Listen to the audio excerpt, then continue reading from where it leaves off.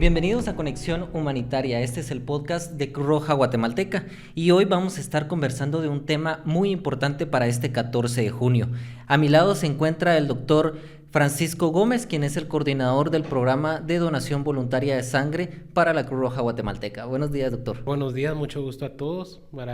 Como bien nos decía, soy parte del equipo del proyecto de donación voluntaria de sangre. Es una alegría estar acá promocionando también el Día de la Donación Voluntaria y es un gusto estar por acá acompañándolos y gracias por el espacio.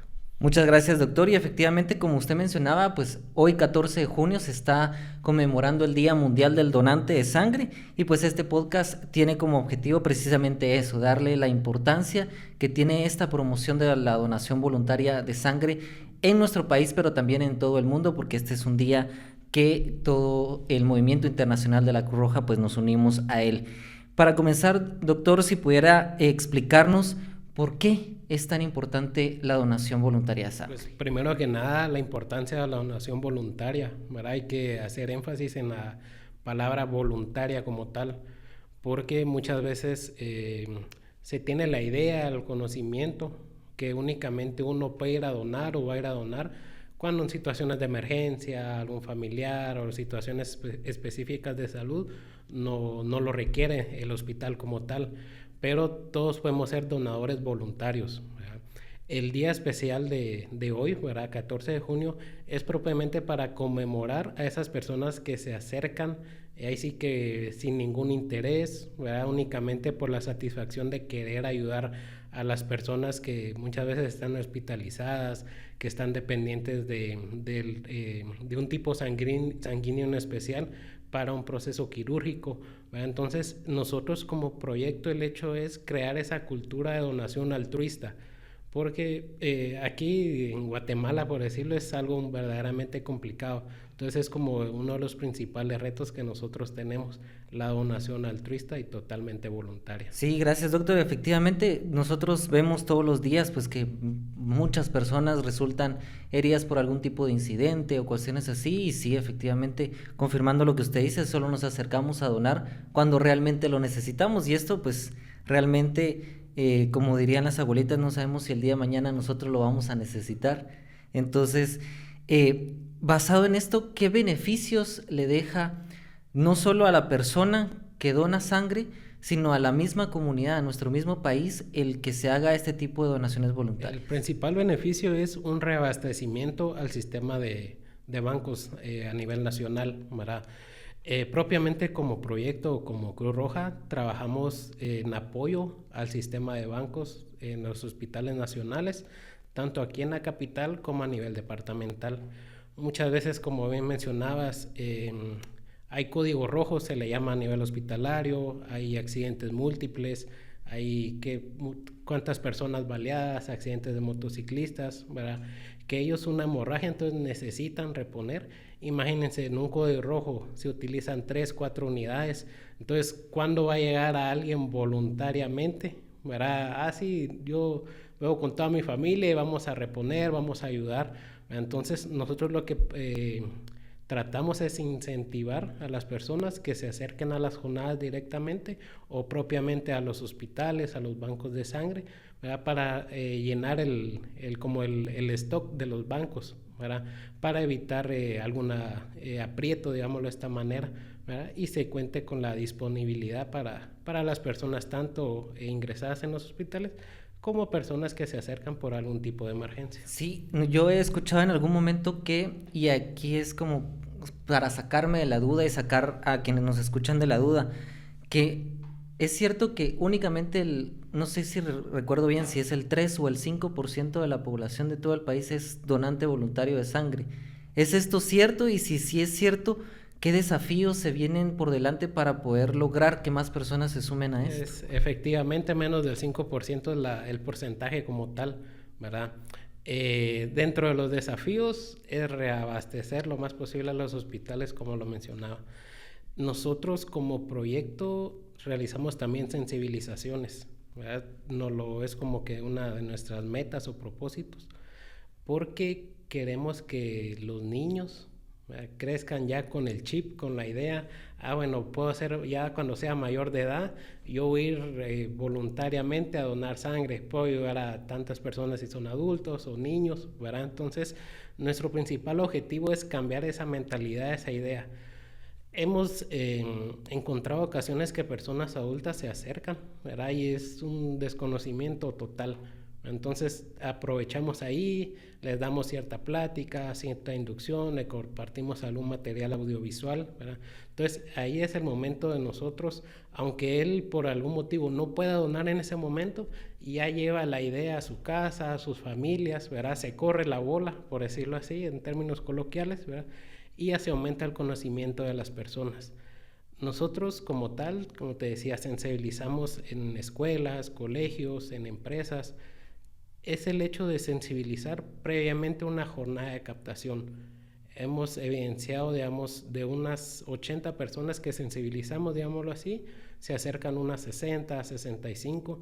Entonces es el hecho de como resolver esos mitos, esas creencias que se tienen para ganar la confianza de las personas, hacer que la jornada sea agradable, ¿verdad? Porque es bien cierto que si uno se acerca a un lugar y no es bien recibido, ¿verdad? Uno ya no vuelve a ir. Entonces nosotros lo que tratamos es que sea un momento agradable, que la persona confíe en nosotros, ¿verdad? Que se vea una bonita experiencia y así una nuevamente se vuelva a su debido tiempo y ya vuelva a donar como Parece tal. bien interesante lo que mencionaba, doctor, el tema de que realmente después de la sensibilización no es un número bajo de personas que regresan a donar. O sea, es un número bastante alto, de 80 personas, 60 se acercan a donar. Entonces esto creo que si lo replicamos a gran escala se podría lograr de una mejor manera.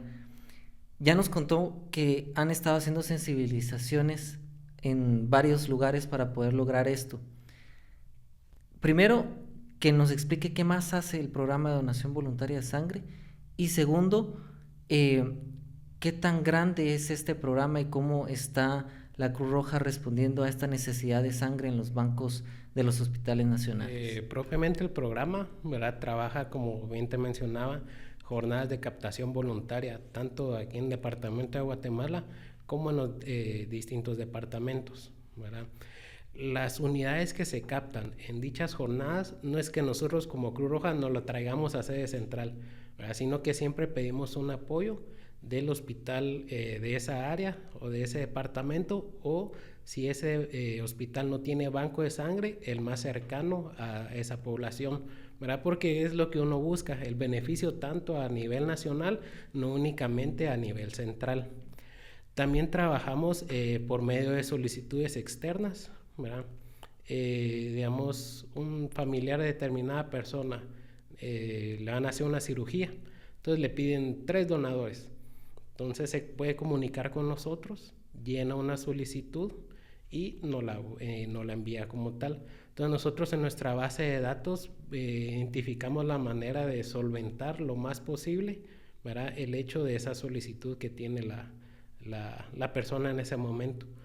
Llega también, inclusive a nosotros, hay veces que se nos dificulta el hecho de conseguir donantes, ¿verdad? Yo sé que muchas veces las personas tienen, ellos es como que su trabajo, entonces lo llamo, me comunico y al día siguiente ya tienen 20 donadores, ¿verdad? No es de esa manera. Nosotros con las solicitudes pedimos siquiera alrededor de 2 semanas, ¿verdad? 20 días de anticipación a la fecha límite que se la solicitaron. Porque muchas veces hasta llegan a molestar con nosotros, digámoslo así. Mire que me pidieron tantos donantes para dentro de 2 días, ¿verdad? Y quiero que lo lleven. Y lamentablemente uno quisiera apoyar a todos y de esa manera, pero no es posible como tal, ¿verdad? Como Cruz Roja, el proyecto como tal es el apoyo total al sistema de bancos de sangre, ¿verdad?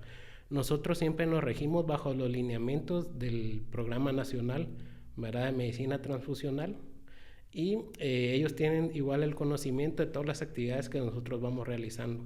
A inicio de mes se les envía un cronograma, ¿verdad?, para ver dónde van a ser las jornadas de captación, los hospitales beneficiados, ¿verdad?, porque tratamos de ir variando, digámoslo de esta manera, no únicamente centralizar, sino que en la mayor cantidad de departamentos lograr este apoyo. Esta colaboración que menciona con el Ministerio de Salud Pública y Asistencia Social creo que es fundamental para poder lograr estos objetivos de incrementar la donación voluntaria de sangre. Eh, y como Cruz Roja, pues nos hemos caracterizado por eso, es trabajar de nuestro rol como auxiliar de los poderes públicos. Y quisiera que nos contara cómo es todo el proceso desde que se planifica la jornada hasta que se llevan esas unidades a los bancos de los hospitales Hay nacionales. como dos sistemas, digámoslo así, que nosotros hagamos el acercamiento, ya sea, póngase, vamos a ir a un ejemplo, a Quetzaltenango, ¿verdad? Entonces, ya sea que nosotros hagamos el acercamiento a una empresa, a una universidad, ¿verdad? Alguna institución en específica, o que una institución nos solicite una jornada de captación, ¿verdad? Cualquiera de las dos formas podemos trabajar, ya sea una solicitud de jornada o nosotros solicitar la jornada. Posterior a ello, se acuerdan las fechas, ¿verdad? En base a la disponibilidad. Lo importante es alrededor de un mes y medio, porque muchas veces, más que todo por el día de hoy que estamos conmemorando, digámoslo así, ¿verdad? Varias empresas, instituciones nos llamaron la semana pasada y se nos juntó y nos complica, ¿verdad? Y tampoco es el hecho de decirle hoy sí y mañana mire, ya no puedo, ¿verdad? Entonces pedimos alrededor de un mes y medio, ¿verdad? Como mínimo de anticipación para acordar la fecha establecida, ¿verdad? Tanto de sensibilización como de jornada de captación. Un ejemplo, hoy 14 vamos a sensibilizar a X empresa. Entonces, el siguiente lunes, lunes 17, martes 18, se realiza la jornada de captación. Se hace lo más cercana posible, porque si no, digamos, a uno le cuentan algo y a los días, a las semanas, 15 días, ya se le fue, hay otras cosas que hacer y todo. Entonces, aprovechamos eso. Máximo entre sensibilización y captación es una semana, ¿verdad? Entonces, para la sensibilización manejamos distintas metodologías, digamos así. Nos acoplamos en base al lugar donde nos están pidiendo la actividad. Puede ser, digamos, una institución que tenga 5 niveles. Entonces, ir hablando unos 20 minutos a media hora en cada nivel, a manera de ir sensibilizando, explicando los mitos, resolución de dudas, se comparten trifoliares, ¿verdad? Y así nos vamos progresivamente en todo el edificio, digámoslo así. Otra metodología es colocación de un stand, digamos que nos dice la empresa, miren que tienen que estar en el área de cafetería en el horario de almuerzo. Entonces vamos con una mesita, colocamos nuestro stand para que las personas se acerquen a nosotros y se hace una interacción un poquito más personal, ¿verdad? Porque digamos, si es una plática en grandes grupos y qué van a decir de mi pregunta, lo que siempre existe, que me da miedo, entonces el stand también es un tanto más personal, ¿verdad? Que es otra forma en la que trabajamos, o inclusive por vía electrónica, ¿verdad? Por vía electrónica todos sabemos que se pierde un poquito la atención, uno se pone a hacer otras cosas o está respondiendo correos o determinadas situaciones, ¿verdad? Pero cuando son situaciones en el interior que no podemos ir días previos a sensibilizar, lo manejamos así. Entonces son como foros, digámoslo de esta manera, vía electrónica o un stand informativo. Posterior a la sensibilización ya viene la jornada de captación. La jornada de captación cuenta con varias estaciones. La primera es toma de datos, ¿verdad? Importante mencionar un documento de identificación y personas de 18 a 55 años. Posterior a ello pasan a la medición de signos vitales, que es la presión arterial, la temperatura y el peso, ¿verdad? El peso es mayor a 110 libras. Porque si una persona, dependiendo del peso y la estatura, va variando la cantidad de sangre, digámoslo de esta manera, ¿verdad? Entonces, es como que el rango mínimo, 110 libras, ¿verdad? Para evitar que la persona tenga una mayor descompensación a nivel de su organismo, ¿verdad? Entonces, el hecho es proteger a la persona también que está donando, ¿verdad? Entonces, son 110 libras el peso, ¿verdad? De ahí pasa la medición de la hemoglobina. La hemoglobina es una proteína que va en la sangre, ¿verdad? Esta se forma a partir del hierro. Entonces la medición rápida de hemoglobina es como un glucómetro. Entonces determinamos cuánto posee la persona indirectamente de hierro, digámoslo así, ¿verdad? Y tiene que ser mayor a 12.5, ¿verdad? Si la persona tiene menos a 12.5 o menor de 12, imagínense, tiene menor de 12, cansancio, debilidad, la persona está pálida y el respaldo de la hemoglobina, la persona se diagnostica con anemia.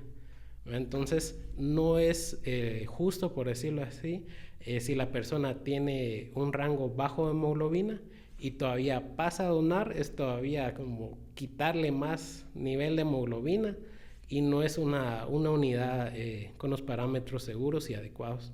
Entonces se hace la medición de hemoglobina. Luego se hace una entrevista para determinar conductas de riesgo, ¿verdad?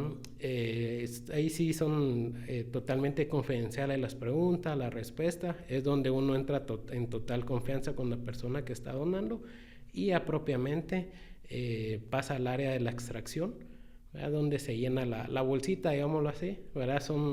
Se recolecta medio litro, ¿verdad? 400, menos todavía medio litro, son 450 ml y de ahí pasa al área de recuperación.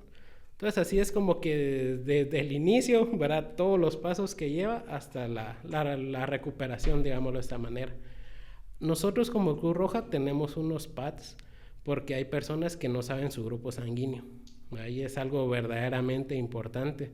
Entonces es una prueba rápida de la misma bolsa de extracción. Se toma una muestra sanguínea, se coloca en los pads y tira inmediatamente, en un minuto, digamos, lo más tardado, el grupo sanguíneo de la persona.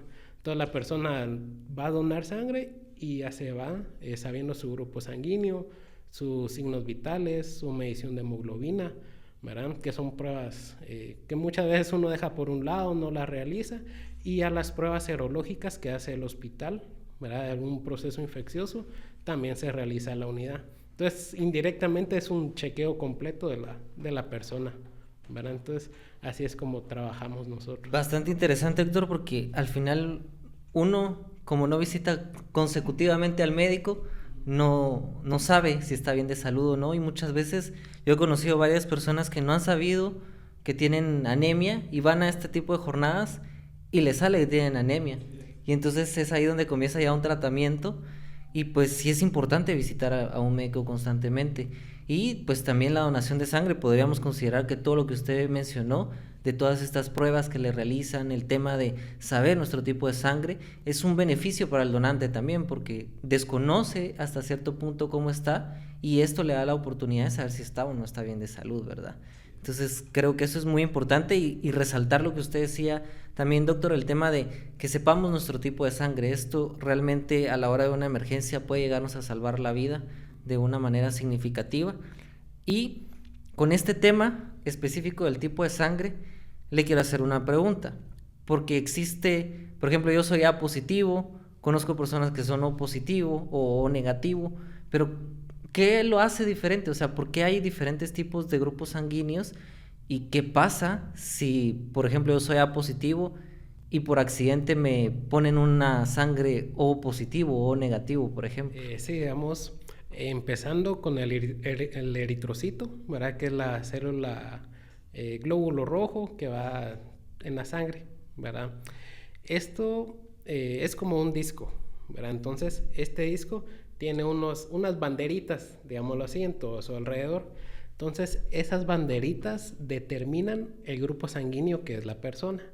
Puede ser A, B, AB o puede ser O, ¿verdad? Entonces, eso es de nacimiento. Si uno nace A positivo o A, toda la vida va a ser A, ¿verdad? No es que por donar sangre va a cambiar o por comer algo, sino que toda la vida.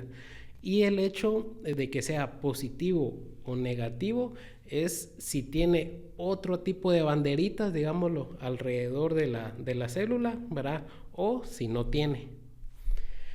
Es un tanto complicado para las personas, digámoslo de esta manera, que son de tipo negativo, porque los de tipo negativo no pueden recibir esas banderitas que son positivos, porque llega a crear una reacción a nivel del cuerpo, ¿verdad? El cuerpo reconoce que es como un agente extraño, como un patógeno, una enfermedad, digámoslo así, ¿verdad? Y empieza unas reacciones metabólicas, su cuerpo va a estar combatiendo al mismo cuerpo, digámoslo así, o a la sangre que se está transfundiendo. Entonces, sí tiene que ser negativo con negativo. Los positivos, digámoslo de esta manera, tenemos cierta ventaja, porque ya tenemos esas banderitas. Entonces, si ponemos otras banderitas, no hay ningún problema. A cambio, si tenemos, somos positivos, tenemos esas señales, ¿verdad? Y colocamos una negativa, como la negativa no tiene esas banderitas, no genera una reacción como tal, ¿verdad? Hay el tipo O, ¿verdad? El O positivo puede donar propiamente dentro de los O, ¿verdad?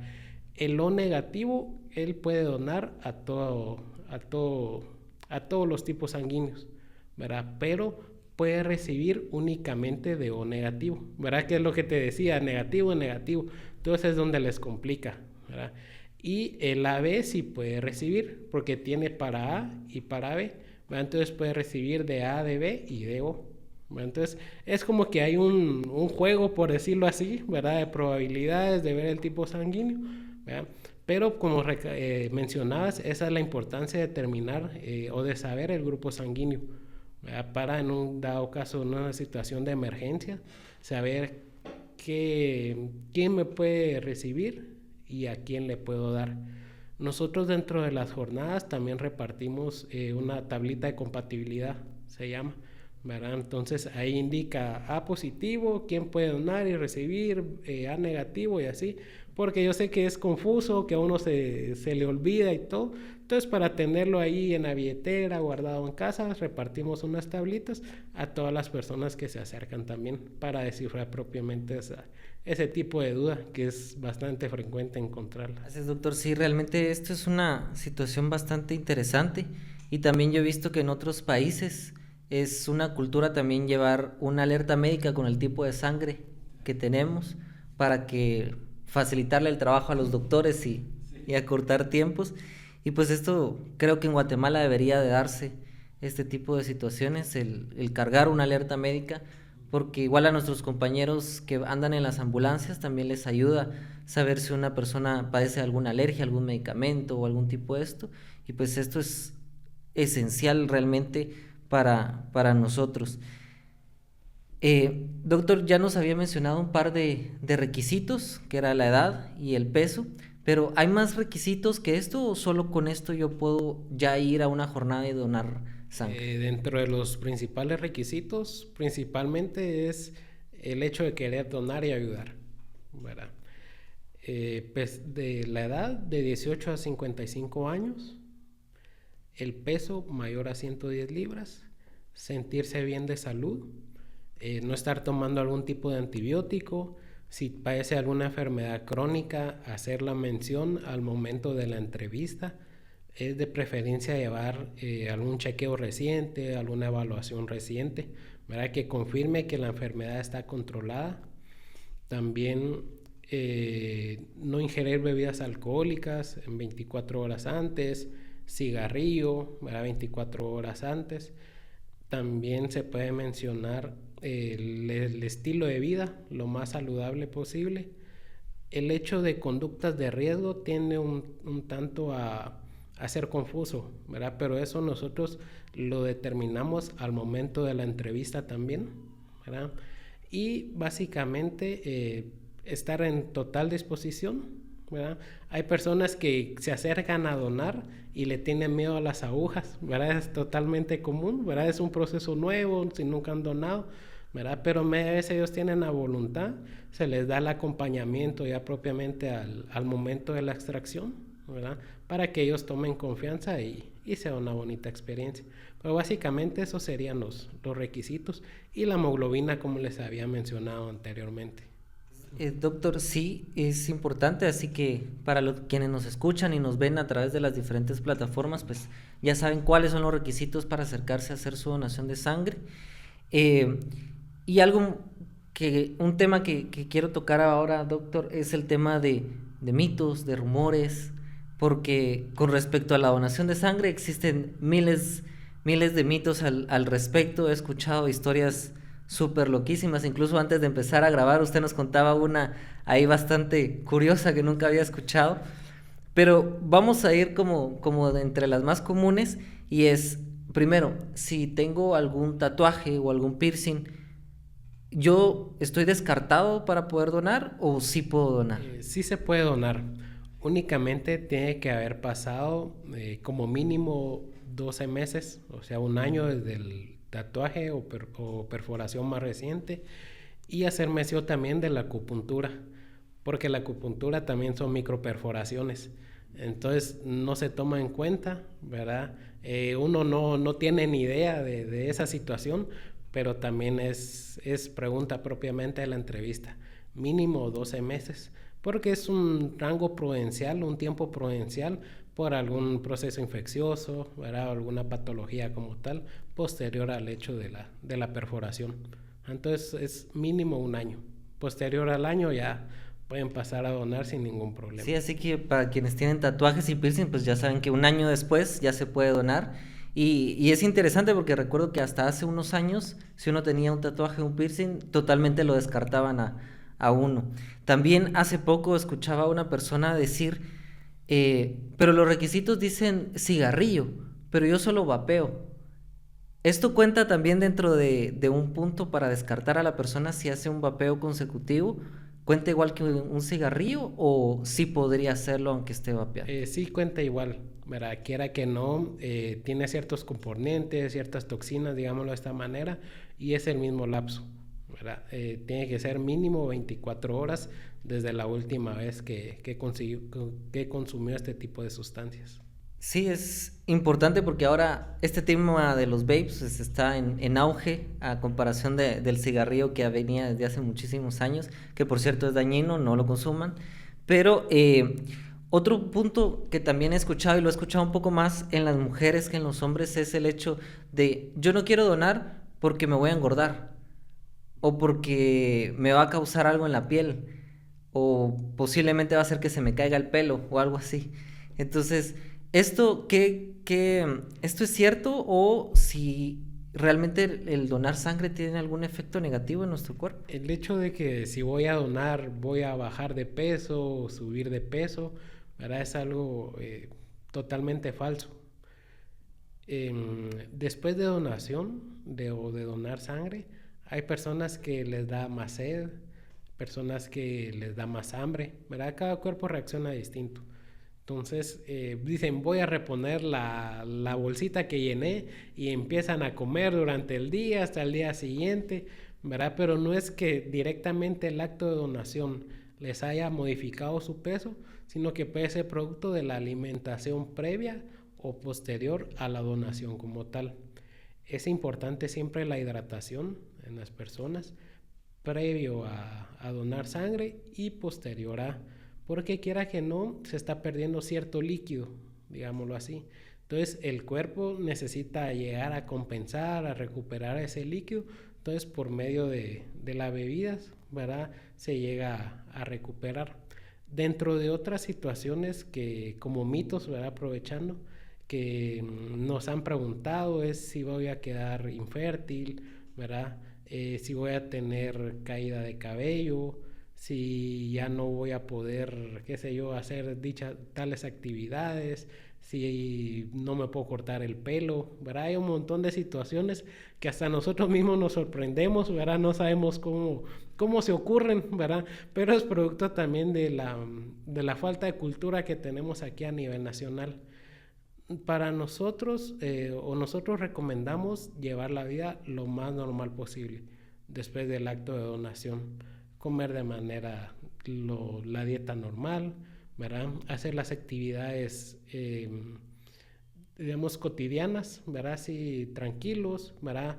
Lo único que sí es no caminar grandes distancias bajo el sol, no estar expuestos bajo el sol, más que todo ahorita que cuando sale el sol está bien fuerte, ¿verdad? Entonces, todo eso sí puede llegar a descompensar a la persona, ¿verdad? Pero si hace sus actividades tranquilos en el trabajo, en la oficina y todo, no hay ningún inconveniente. Sí, efectivamente sí.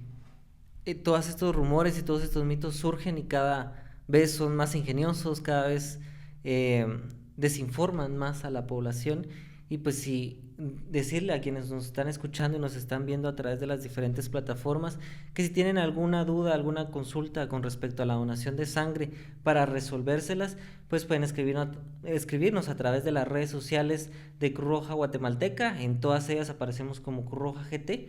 Pero si quieren comunicarse con ustedes directamente, doctor, ¿cómo lo pueden hacer? ¿A través de qué canales?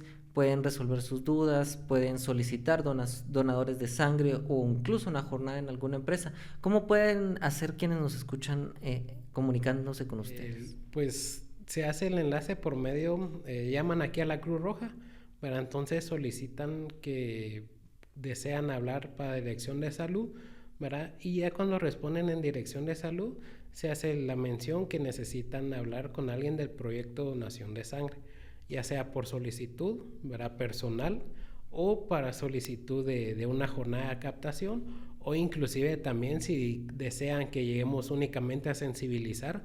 No solo por sensibilizar es obligatorio realizar una jornada en el lugar, ¿verdad? Podemos, como te decía, cualquier institución va a llegar únicamente a sensibilizar, porque es el hecho de ir creando ese tipo de cultura, ¿verdad? Pueden, como decías, por medio de redes sociales, en las publicaciones, ¿verdad?, hacer ese tipo de acercamiento a manera de nosotros darle el seguimiento adecuado, ¿verdad?, y pues, cumplir las necesidades de las personas, ¿verdad? Excelente, así que ya saben que si quieren comunicarse con el doctor y su equipo del programa de donación voluntaria de sangre, pues están todos estos medios disponibles para que puedan hacerlo.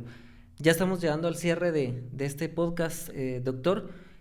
¿Alguna recomendación o algún mensaje adicional que usted quiera darle a las personas que tanto que nos escuchan a través de las plataformas de podcast como de las diferentes redes sociales de Cruz Roja Guatemalteca referente a la donación de sangre? Pues sí, primero que nada siempre invitándolos, ¿verdad?, que nos quitemos ese miedo, esa incertidumbre de qué es donar, qué me va a pasar, ¿verdad? Muchas veces hasta que uno no realiza el acto, ¿verdad?, no se quita como esa inquietud, ¿verdad? Entonces les invito a que se acerquen a las jornadas de donación o que se acerquen a los bancos de sangre, ¿verdad?, en los hospitales nacionales, porque el hecho de donar salvamos alrededor de 3 personas adultas, ¿verdad?, con una única donación, y salvamos alrededor de 4 a 5 niños o neonatos, ¿verdad? Entonces prácticamente nos convertimos en héroes, ¿verdad? Entonces es un acto muy bonito. Cuando sale la sangre no duele, digamos, ¿verdad? Únicamente es el pinchón normal, como cuando le ponen una inyección a uno, ¿verdad? Pero sí que se acerquen, ¿verdad?, que tanto como en Cruz Roja, ¿verdad?, para sensibilizar, para ir a platicar, ¿verdad?, para programar jornadas, ¿verdad? Y es una alegría para nosotros cada vez que se contactan para solicitar actividades. Muchas gracias, doctor. Entonces, eso ha sido todo por el día de hoy en este podcast. Agradecemos muchísimo que se haya tomado el tiempo de estar acá con nosotros, de poder compartir este espacio y poder resolver todas estas dudas con respecto a la donación de sangre. Y para quienes nos escuchan y nos observan, pues invitarles a que estén atentos a nuestras redes sociales, donde se pueden enterar de las próximas fechas de las próximas jornadas de captación de sangre, y asimismo incentivarlos a que formen parte de esta red de donadores voluntarios de Guatemala para poder seguir salvando vidas, ya que nuestro país pues es altamente vulnerable y también con una alta tasa de incidentalidad. Así que esto ha sido todo por el programa de hoy en Conexión Humanitaria. Los invitamos a estar al pendientes de nuestros próximos episodios.